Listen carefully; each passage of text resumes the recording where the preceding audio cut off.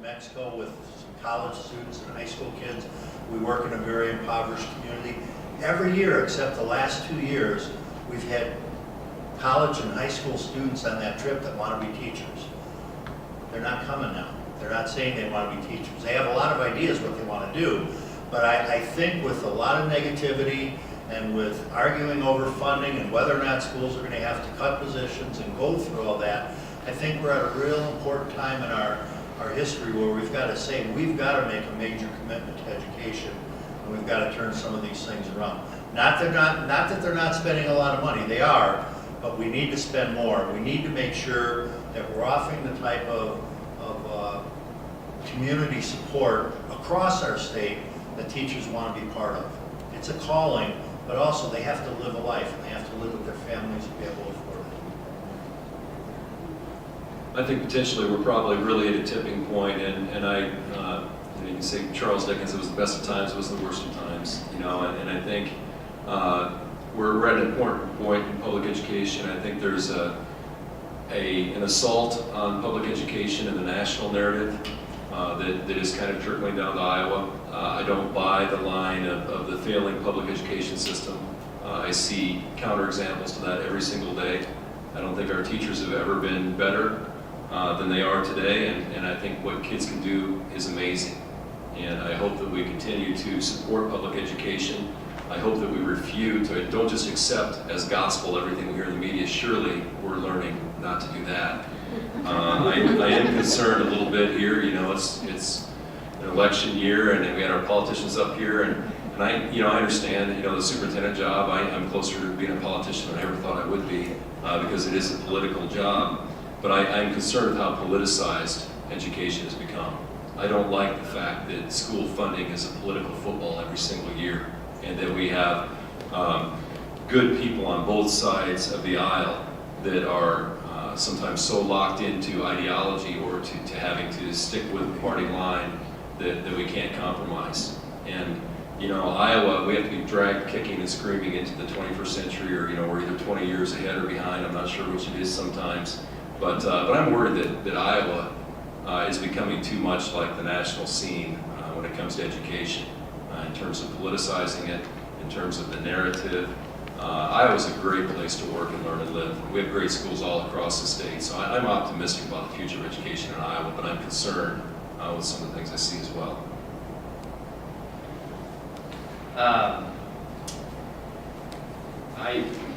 My personal belief is that school will be much different in 20 years than what we currently have it now. But what the hard part is that it's going to be our society that really dictates what school is going to be, because in my personal opinion, school is just a reflection of society and what society needs. We're going to have probably some really hard decisions to make as a society, and what we believe and what we want our schools to do, and what they want their schools to achieve. Is 180 days the right amount of days for our kids to be going to school? And sometimes you might say no, but then you're going to ask families, are you willing to give up your summer? And then that's going to be a hot topic issue. We just had a giant battle about whether or not to start school during the state fair. Can you imagine trying to tell families that they're going to have to go to school for more than, if you don't get your summer break? That's not a school decision, that's a society decision. That's something that we're going to have to decide. Even issues about preschool. When does preschool start? Is it age 3?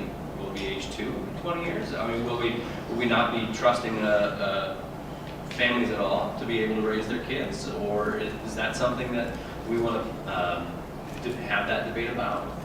I'm not sure what it's going to look like. I don't think it's going to look anything like what we currently have, but we're going to have some really, really hard discussions about what we want schools to be in Iowa, not in the school system, but in our society and our communities. Great, thank you. We'd love to take questions from the audience. Seth, I think the gentleman in the far back corner had his hand up first. Thank you.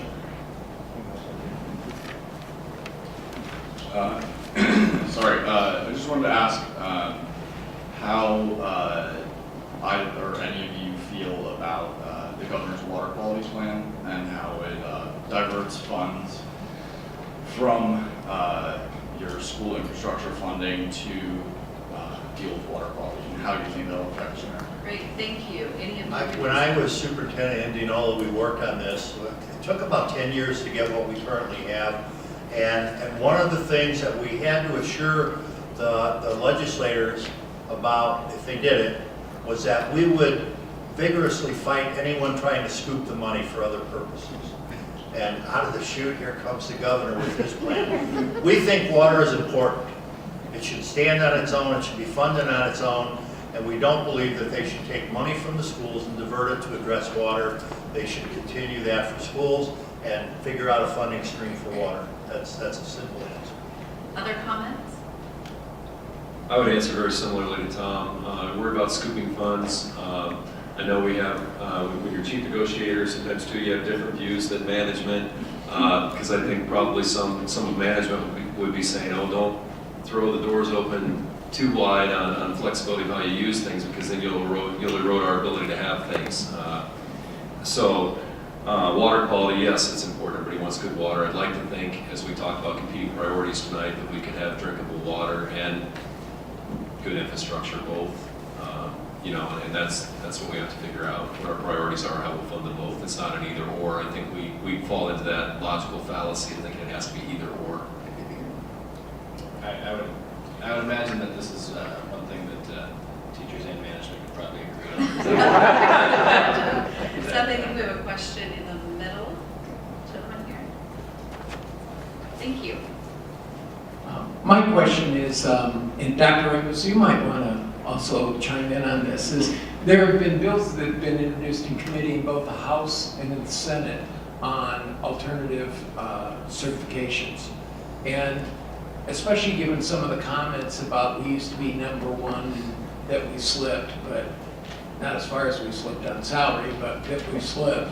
Is this a way that's better to do this, is to have, especially when we're here at Simpson College, that's a very good teacher preparation program. Should it be something that we should move away from? I was supposed to be the moderator, but I will take this one briefly if you all don't mind. I think that I can speak on behalf of all of the teacher education programs in the state of Iowa, not just Simpson. The requirements to become a teacher in a traditional teacher education program like what we have at Simpson have, the requirements have become much more rigorous, and there are a lot more requirements that are on us and on our students.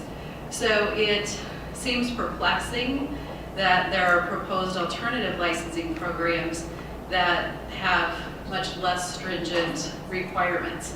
And so we often talk about that dynamic of a lot more regulations on traditional licensure and a loosening of those requirements in alternative programs.